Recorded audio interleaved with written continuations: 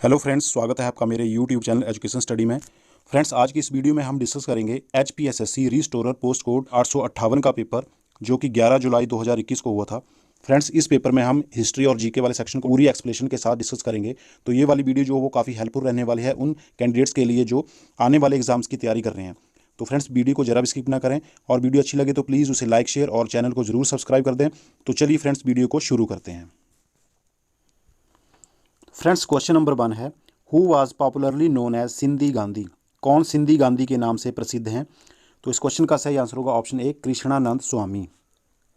और इसी क्वेश्चन से हमारे 3 या 4 क्वेश्चन वो निकलते हैं। जैसे बाबा कांसीराम को पहाड़ी गांधी भी कहा जाता है और सरोजनी नायडू ने इन्हें पहाड़ां दा बुलबुल कहा था। कई बार एग्जाम में ये क्वेश्चन पूछ लिया जाता है कि पहाड़ी गांधी के नाम से कौन जाने जाते हैं, तो वो बाबा कांसीराम। और सरोजनी नायडू ने किन्हें पहाड़ां दा बुलबुल कहा था, तो वो भी बाबा कांसीराम।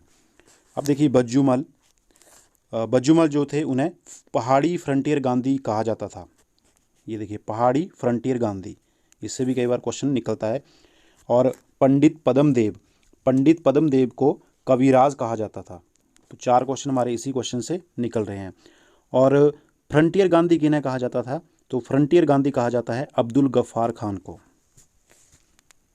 फ्रेंड्स, नेक्स्ट क्वेश्चन है, हिमाचल प्रदेश की होली पनबिजली परियोजना की कार्यान्वयन संस्था कौन सी है? तो उसकी कार्यान्वयन संस्था जो है वो है HPSEB। बी वाला इसमें सही आंसर होगा, Himachal Pradesh state electricity board. और होली पनबिजली जो है ये चंबा में स्थित है। चंबा में ये परियोजना बनी हुई है और ये बनी हुई है रावी नदी पर। और इसकी मात्र क्षमता जो है वो 3 मेगावाट है। नेक्स्ट क्वेश्चन, हिमाचल प्रदेश का सबसे बड़ा विमानपत्तन कौन सा है? तो HP का सबसे बड़ा एयरपोर्ट जो है वो है गगल। बी वाला इसमें सही आंसर हो जाएगा, कांगड़ा। और जुब्बलहट्टी जो है वो शिमला में है और भुंतर ये कुल्लू में स्थित है। नेक्स्ट क्वेश्चन, अभिलाषी विश्वविद्यालय हिमाचल प्रदेश के किस जिले में स्थित है? तो अभिलाषी विश्वविद्यालय जो है ये मंडी डिस्ट्रिक्ट में स्थित है। सी वाला इसमें सही आंसर हो जाएगा। और यह एक प्राइवेट विश्वविद्यालय है और इसकी स्थापना जो हुई थी 2015 में हुई थी। अगला क्वेश्चन, हिमाचल प्रदेश के किस स्थान पर पहला रेडियो स्टेशन बना? तो पहला रेडियो स्टेशन जो बना था वो बना था शिमला में। सी वाला इसका सही आंसर होगा। नेक्स्ट क्वेश्चन, झांझर हिमाचल प्रदेश के किस जिले का लोक नृत्य है? तो झांझर जो है वो चंबा का लोक नृत्य है। ए वाला इसमें सही आंसर होगा।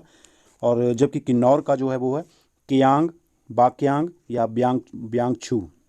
ये 3 नृत्य जो हैं वो किन्नौर के हैं। कौन कौन से? कियांग, वाक्यांग और ब्यांगछू।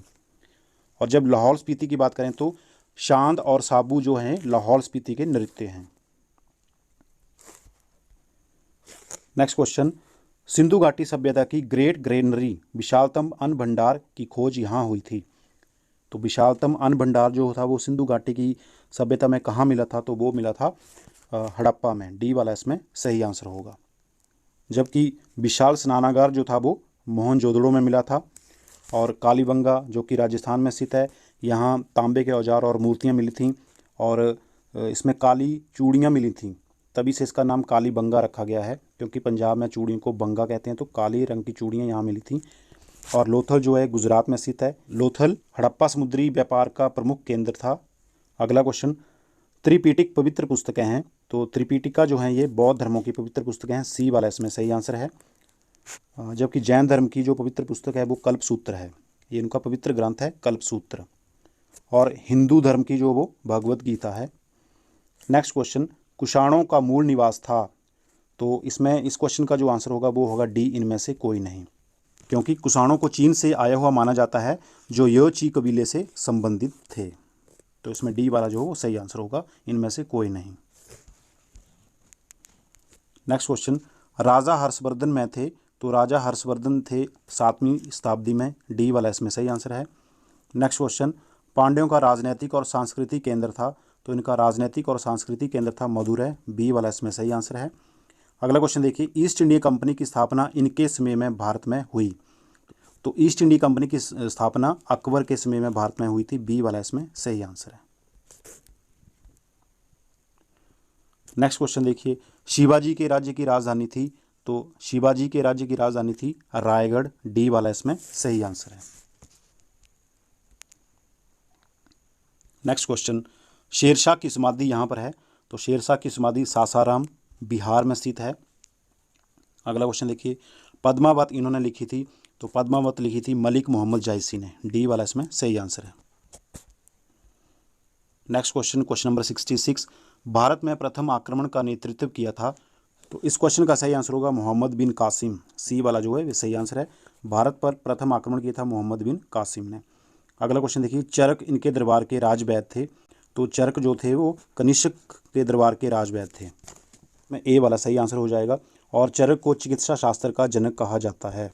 चिकित्सा शास्त्र का जनक, कई बार क्वेश्चन ये भी आ जाता है कि चिकित्सा शास्त्र का जनक किसे कहा जाता है, तो वो कहा जाता है चरक को। जबकि चाणक्य जो थे चंद्रगुप्त मौर्य के शासनकाल में थे और वो उनके महामंत्री थे, और चाणक्य को ही कौटिल्य और विष्णुगुप्त कहा जाता है, और उन्होंने अर्थशास्त्र की रचना की थी। नेक्स्ट क्वेश्चन, शंकराचार्य ने यहाँ मठ स्थापित नहीं किया, तो इनमें से बी वाला जो है वो सही आंसर हो जाएगा, अमरावती। बाकी सभी जगहों में शंकराचार्य ने अपने मठ स्थापित किए थे। अगला क्वेश्चन देखिए, दिल्ली भारत की राजधानी बनी, तो दिल्ली भारत की राजधानी बनी थी 1911 में। इससे पहले भारत की राजधानी जो थी वो थी कोलकाता। अगला क्वेश्चन है, किसने यह मंत्र दिया, बैक टू वेद, या वेदों की ओर लौटो। वेरी इंपॉर्टेंट क्वेश्चन, हर बार रिपीट होता है ये तो HPSSC में। तो वेदों की ओर लौटो ये वाला मंत्र किसने दिया था, ये दिया था स्वामी दयानंद सरस्वती ने। ए वाला इसमें सही आंसर है। अगला क्वेश्चन, भारतीय राष्ट्रीय कांग्रेस का प्रथम अधिवेशन हुआ, तो भारतीय राष्ट्रीय कांग्रेस की स्थापना जो हुई थी वो हुई थी 1885 में, और ये की थी सर A.O. ह्यूम ने। तो इसका प्रथम अधिवेशन जो था ये भी 1885 में हुआ था, और हुआ था ये मुंबई में। ए वाला इसमें सही आंसर है। नेक्स्ट क्वेश्चन, गवर्नर जनरल के खिताब को किस वर्ष में वायसरॉय में बदला गया, तो इस खिताब को बदला गया था 1858 AD में। ए वाला इसमें सही आंसर हो जाएगा। और लॉर्ड कैनिंग कंपनी द्वारा नियुक्त अंतिम गवर्नर जनरल थे, और ब्रिटिश शासन के अधीन नियुक्त भारत का प्रथम वायसराय बने थे, वो थे लॉर्ड कैनिंग। भारत के प्रथम वायसराय बने थे ये। अगला क्वेश्चन, कौन सी संस्था महात्मा गांधी द्वारा स्थापित नहीं की गई, तो इसमें बी वाला जो वो सही आंसर है, विश्व भारती। विश्व भारती जो विश्वविद्यालय था वो रविंद्रनाथ टैगोर ने 23 दिसंबर कब स्थापित किया था, 23 दिसंबर 1921 को विश्व भारती जो विश्वविद्यालय रविंद्रनाथ टैगोर द्वारा स्थापित किया था। जबकि फिनिक्स आश्रम, सेवाग्राम आश्रम और साबरमती आश्रम ये महात्मा गांधी द्वारा स्थापित किए गए थे। नेक्स्ट क्वेश्चन, शुद्धि आंदोलन इनके द्वारा शुरू किया गया, तो शुद्धि आंदोलन जो था ये आर्य समाज के द्वारा शुरू किया गया, और इसके संस्थापक थे स्वामी दयानंद सरस्वती और स्वामी श्रद्धानंद। और ये आंदोलन जो किया गया था ये शुरू किया था उन लोगों के लिए जिन्होंने अपना धर्म परिवर्तन कर लिया था, उन्हें वापस लाने के लिए। अगला क्वेश्चन देखिए, जलियांवाला बाग घटना हुई थी, तो ये वाली घटना हुई थी 13 अप्रैल 1919 को। इसमें सी वाला जो वो सही आंसर है। नेक्स्ट क्वेश्चन, किसने जय हिंद बोलने अभिवादन की परंपरा शुरू की, यानी कि जय हिंद का नारा किसने दिया था, ये दिया था सुभाष चंद्र बोस ने। डी वाला इसमें सही आंसर है।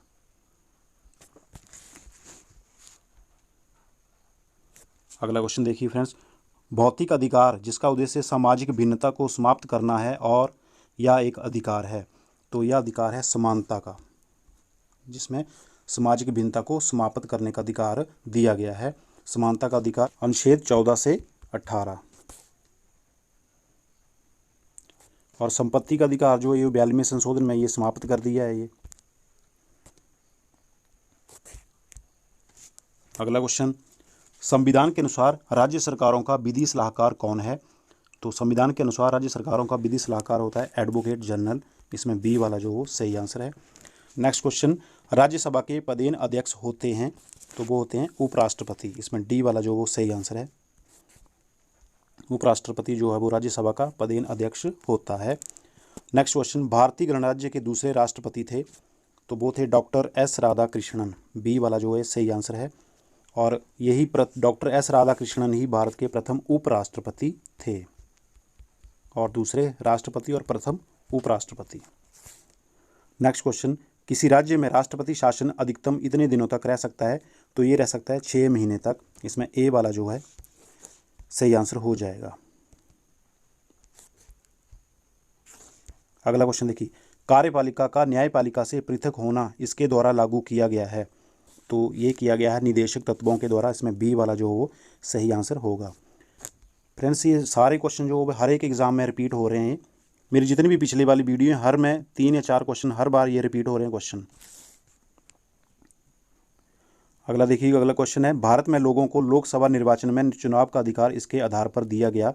तो ये दिया गया है उम्र के आधार पर, और भारत में मतदान की उम्र रखी हुई है 18 वर्ष, न्यूनतम जो है 18 वर्ष। नेक्स्ट क्वेश्चन देखिए, पंचायती राज व्यवस्था में 3 स्तरीय व्यवस्था में सबसे ऊपर क्या है। तो सबसे ऊपर है इसमें जिला परिषद। इसमें डी वाला जो सही आंसर है। नेक्स्ट क्वेश्चन, 26 जनवरी भारत का है। तो 26 जनवरी को भारत का कौन सा दिवस मनाया जाता है। ये मनाया जाता है गणतंत्र दिवस। और स्वतंत्रता दिवस जो है वो 15 अगस्त को। कई बार ये कॉमन क्वेश्चन ही हम एग्ज़ाम में गलत करके आ जाते हैं। जबकि क्रांति दिवस जो है 9 अगस्त 1942 को, जब महात्मा गांधी ने भारत छोड़ो आंदोलन शुरू किया तो उसे अगस्त क्रांति का नाम दिया गया, इसलिए 9 अगस्त को अगस्त क्रांति दिवस के रूप में माना जाता है। नेक्स्ट क्वेश्चन, इनमें से क्या एक केंद्र शासित क्षेत्र नहीं है। तो इनमें से गोवा जो है वो एक केंद्र शासित क्षेत्र नहीं है, जबकि ये तीनों जो है ये केंद्र शासित क्षेत्र हैं, J&K, लद्दाख और पांडिचेरी। जम्मू कश्मीर और लद्दाख 31 अक्टूबर 2019 को ये केंद्र शासित प्रदेश बन गए थे। यहाँ से धारा 370 जो थी ये खत्म कर दी गई थी। अगला क्वेश्चन, किसे राज्यों के कर विभाजन के निर्णय का अधिकार है। तो वित्त आयोग को राज्यों के कर विभाजन के निर्णय का अधिकार होता है। इसमें सी वाला जो वो सही आंसर है। नेक्स्ट क्वेश्चन, किस राज्य में संसद सदस्यों की सबसे अधिक प्रतिशत सुरक्षित सीट हैं। तो वो राज्य है यूपी, उत्तर प्रदेश। उत्तर प्रदेश में सबसे ज़्यादा संसद सदस्य या लोकसभा सीटें हैं, वो हैं कितनी, 80। इनमें से 63 सामान्य वर्ग और 17 जो वो आरक्षित वर्ग के लिए हैं। और विधानसभा की ही सीटें उत्तर प्रदेश में सबसे ज़्यादा हैं, 404। Next question, presently Indian constitution has how many schedules. ये सेंटेंस तो ठीक है, लेकिन ये जो हिंदी में लिखा हुआ है इसमें भारतीय संविधान में कितने अनुच्छेद हैं। ये वाला इन्होंने गलत लिख दिया इधर, अनुच्छेद की जगह यहाँ अनुसूचियाँ होना था। इसमें भारतीय संविधान में 12 अनुसूचियाँ हैं। इसमें ये सी वाला जो सही आंसर हो जाएगा। जबकि अनुच्छेद की बात है तो अनुच्छेद 395 हैं, 12 अनुसूचियाँ हैं और 25 भाग हैं। परंतु संविधान के निर्माण के समय 395 अनुच्छेद थे, 8 अनुसूचियाँ थी और 22 भाग थे। लेकिन वर्तमान में 395 अनुच्छेद, 12 अनुसूचियाँ और 25 भाग हैं। नेक्स्ट क्वेश्चन, नीति आयोग के अध्यक्ष कौन है। तो नीति आयोग के अध्यक्ष होते हैं प्रधानमंत्री। ए वाला इसमें सही आंसर है। नेक्स्ट क्वेश्चन है, आरटीआई अधिनियम किस वर्ष में बना। तो आरटीआई अधिनियम जो बना था वो बना था 2005 में। इसमें ए वाला जो वो सही आंसर हो जाएगा। और ये बना 15 जून 2005 को। इसी के साथ बैट जो था वो भी 2005 में लागू हुआ था। 1 अप्रैल 2005 को भी बैट लागू हुआ था।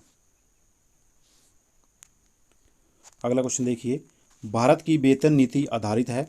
तो भारत की जो वेतन नीति है ये है जीवन निर्वाह लागत पर। इसमें ए वाला जो है वो सही आंसर होगा।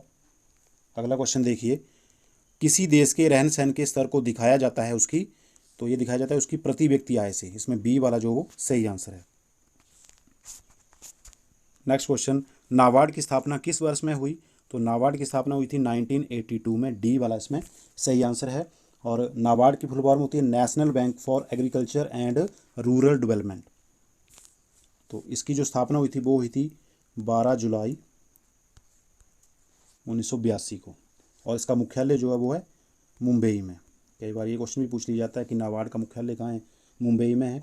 और नाबार्ड के जो वर्तमान अध्यक्ष हैं वो हैं गोविंद राजलू चिंतला। नेक्स्ट क्वेश्चन, 1969 में कितने बैंकों को राष्ट्रीयकृत किया गया। तो ये किया गया था 14 बैंक्स को। ए वाला इसमें सही आंसर होगा। 14 बैंकों को राष्ट्रीयकृत किया गया था 1969 में। अगला क्वेश्चन, पहली पंचवर्षीय योजना किस वर्ष शुरू हुई। तो पहली पंचवर्षीय योजना शुरू हुई थी 1951 में। ए वाला इसमें सही आंसर है।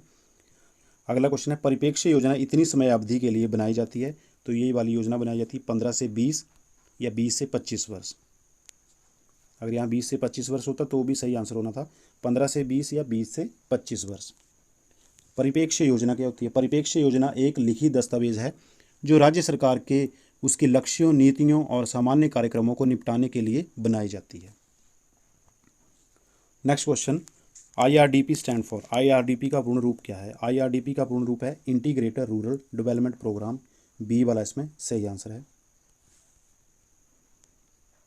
नेक्स्ट क्वेश्चन, गांधीवादी अर्थशास्त्र आधारित है, तो गांधीवादी अर्थशास्त्र जो है वो नैतिक आधार पर आधारित है, इसमें डी वाला जो है वो सही आंसर है।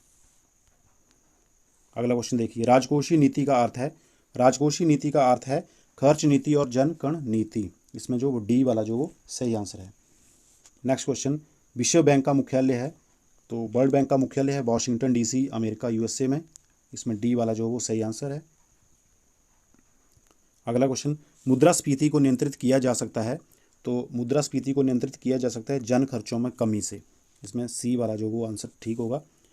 आगे देखिए, संपोषित विकास का आधार है, तो इसका आधार है सामाजिक दृष्टिकोण, आर्थिक दृष्टिकोण, पर्यावरण दृष्टिकोण या इनमें से कोई नहीं। तो फ्रेंड्स इस क्वेश्चन का सही आंसर जो होगा ये तीनों ही हैं, सामाजिक दृष्टिकोण भी, आर्थिक दृष्टिकोण भी और पर्यावरण दृष्टिकोण भी। तो ये जो डी वाला लिखा हुआ है इन्होंने, इनमें से कोई नहीं, इसकी जगह ये होना था इसमें ये सभी, मतलब ये सभी जो हैं वो संपोषित विकास का आधार हैं।